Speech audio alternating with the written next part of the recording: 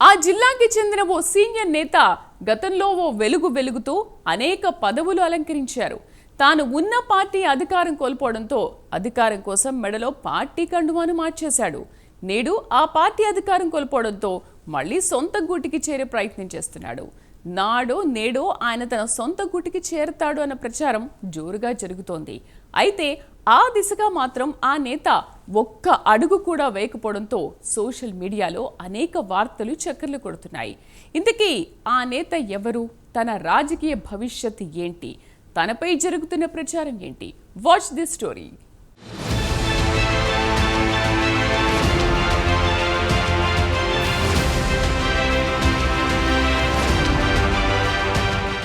ప్రకాశం జిల్లా రాజకీయాల్లో 2 దశాబ్దాలకు పైగా ఉన్న టీడీపీ సీనియర్ నేత మాజీ మంత్రి సిద్ధా రాఘవరావు రాజకీయ భవిష్యత్తుపై సోషల్ మీడియాలో అనేక రకాలుగా ప్రచారాలు జరుగుతున్నాయి. గతంలో టీడీపీలో అనేక పదవులు అనుభవించి చంద్రబాబు నాయుడికి నమ్మిన బంటుగా ఉన్న సిద్ధా రాఘవరావు ఆ తర్వాత 2019 ఎన్నికల అనంతరం టీడీపీకి గుడ్ బై చెప్పి వైసీపీలో చేరాడు. అయితే 2024లో వైసీపీ ఓడిపోవడంతో మళ్లీ టీడీపీ సొంత గూటికి చేరేందుకు ప్రయత్నిస్తున్నారని సమాచారం.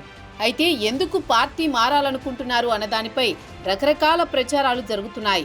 నేడో రేపో టీడీపీ పార్టీలో చేరడం ఖాయమంటూ ప్రచారం జరుగుతున్నా ఆ దిశగా ఒక్క అడుగు కూడా పడకపోవడంతో సిద్ధా రాఘవరావు రాజకీయ భవిష్యత్తుపై ఆసక్తికర చర్చ నడుస్తోంది. అయితే సిద్ధా రాఘవరావును వైసీపీని వీడి టీడీపీలో చేరడంపై అనేక విమర్శలు వెల్లువెత్తుతున్నాయి.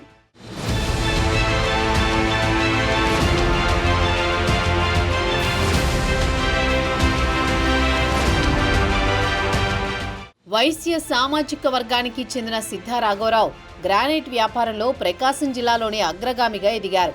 తన వ్యాపార అభివృద్ధితో పాటు ఎన్నో సామాజిక సేవా కార్యక్రమాలను నిర్వహించి జిల్లాలోనే మంచి పేరు సంపాదించారు.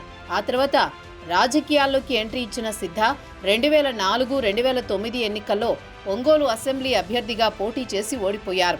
ఆ తర్వాత 2014 ఎన్నికల్లో టీడీపీ నుంచి దర్శి నియోజకవర్గంలో పోటీ చేసి బూచేపల్లి శివప్రసాద్ రెడ్డిపై స్వల్ప మెజారిటీతో విజయం సాధించారు. దీంతో ఆయనకు అప్పటి సీఎం చంద్రబాబు మంత్రి పదవి ఇచ్చారు.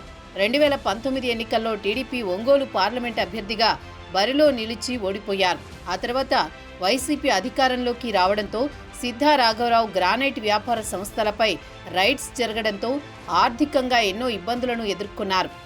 ఆ సమయంలో తన రాజకీయ భవిష్యత్తు కోసం ఆలోచించిన సిద్ధా వైసీపీలో చేరినా తన రాజకీయ భవిష్యత్తుకు తిరుగుండదని భావించి ఆ పార్టీలో చేరారు. అయితే పార్టీలో చేరిన తర్వాత సిద్ధాకు అప్పటి సీఎం వైఎస్ జగన్ తగిన గుర్తింపు ఇవ్వలేదు. వైసీపీ కార్యకర్తలు కూడా ఆయనను పార్టీ నేతగా గుర్తించలేదు. వైసీపీ అధికారంలో ఉన్నప్పుడు 2013లో టీటీడీ బోర్డు చైర్మన్ పదవి వస్తుందని ఆశపడినా వైసీపీ కార్యకర్తలు కూడా ఆయనను పార్టీ నేతగా గుర్తించలేదు. వైసీపీ అధికారంలో ఉన్నప్పుడు 2019లో టీటీడీ బోర్డు చైర్మన్ పదవి వస్తుందని ఆశపడినా చివరకు కరుణాకర్ రెడ్డికి అవకాశం ఇవ్వడంతో రాఘవరావు ఆశపై నీళ్లు చల్లినట్టు అయింది. సిద్ధా రాఘవరావు కుమారుడు సుధీర్కు మాత్రం టీటీడీ బోర్డు మెంబర్గా అవకాశం కల్పించారు.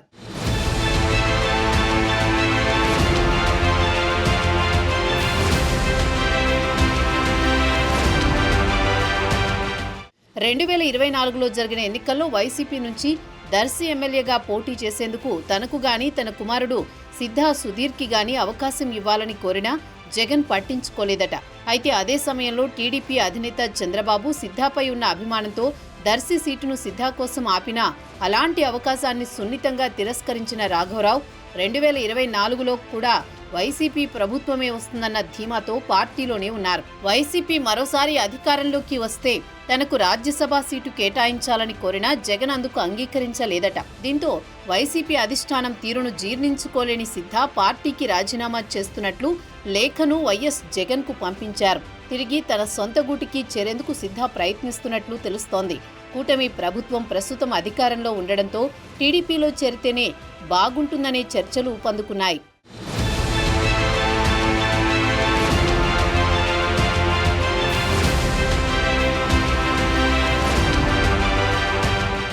రెండు 2019లో టీడీపీని వీడి వైసీపీలో సిద్ధా చేరడాన్ని ఆ సమయంలో జిల్లాలో ఉన్న టీడీపీ క్యాడర్ అంతా తీవ్రంగా వ్యతిరేకించారు. టీడీపీ అధికారంలో ఉన్నప్పుడు అన్ని పదవులను అనుభవించిన సిద్ధారాఘవరావు టీడీపీ అధికారం కోల్పోవడంతో పార్టీ మారడాన్ని కార్యకర్తలు జీర్ణించుకోలేకపోతున్నారట. అయితే ఇటీవల సీఎం చంద్రబాబును సిద్ధారాఘవరావు, కరణం బలరామకృష్ణమూర్తి కలిసినప్పటికీ లోకేష్ మాత్రం ఇద్దరినీ పార్టీలో చేర్చుకునేందుకు ఒప్పుకోలేదన్న ప్రచారం జరుగుతోంది. అధికారం ఎక్కడుంటే అక్కడికి వస్తున్న ఇద్దరినీ పార్టీలో చేర్చుకునే ప్రసక్తే లేదని చెప్పినట్టు సమాచారం. ఇలాంటి పరిస్థితుల్లో తన రాజకీయ భవిష్యత్తుపై సిద్ధారాఘవరావు ఏ పార్టీలో చేరబోతున్నారనేది ఆసక్తికరంగా మారింది. టీడీపీలోకి వస్తున్నారని కొందరంటుంటే మరికొందరు మాత్రం బీజేపీలో చేరబోతున్నారనే ప్రచారం జరుగుతోంది.